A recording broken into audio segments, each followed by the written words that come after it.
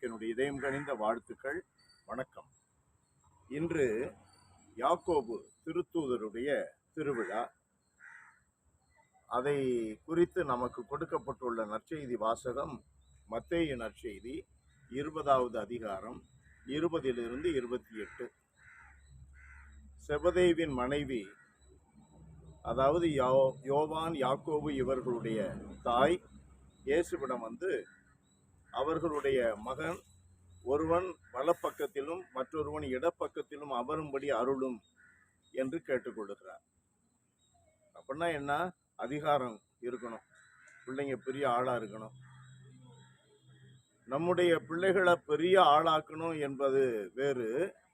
ஆனால் நம்முடைய பிள்ளைகளும் நாமும் அதிகார துணியோடையே எப்பொழுதும் இருப்பது மிக மிக தவறு. பணிவு நிறைந்த மனநிலையோடு இருப்பதுதான் நமக்கு அவசியம். இன்றைய நற்செய்தியிலே ஆண்டவர் 24வது வார்த்தையிலே சொல்லுகிறார், புறையினத்தார் தான் மக்களை அடக்கி ஆளுவார்கள், நீங்களோ அப்படி அல்ல.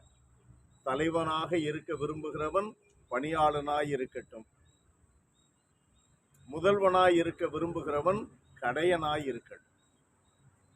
அன்பானவர்களே, நம்முடைய வாழ்க்கையில நாம் எவ்வளவு பணிவோடு வாழ கற்றுக்கொள்ளுகிறோமோ அந்த அளவிற்கு நிலை வாழ்வை பெற்றுக்கொள்ள நாம் தகுதி பெறுகிறோம் என்று அர்த்தம்.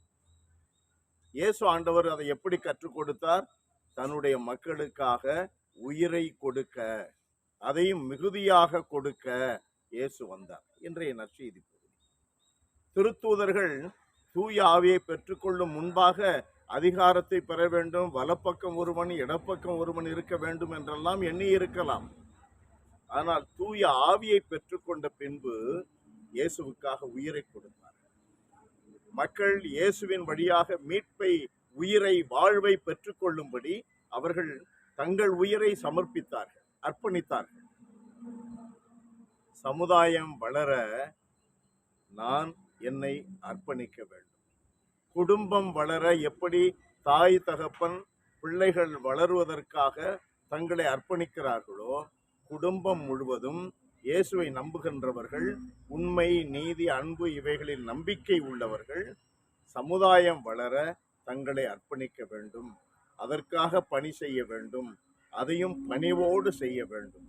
இதுதான் ஆண்டவர் கற்றுக் கொடுக்கின்ற பாடம். மிரட்டக்கூடாது, விரட்டக்கூடாது, ஆணவத்தோடு நடக்கக்கூடாது. புரிந்துள்ளதா? அன்பு நிறைந்த இறைவா, உம்மை போற்றி புகழுகிறோம். ஆண்டவரே, தாழ்மையோடு உம்மை ஆராதிக்கிறோம். உம்மிடம் ஜெபிக்கும் பொழுது நாங்கள் எவ்வளவு தாழ்ச்சியோடு இருக்கிறோமோ அந்த தாழ்ச்சி உள்ள மனநிலை எங்களில் எப்பொழுதும் இருக்கிறது.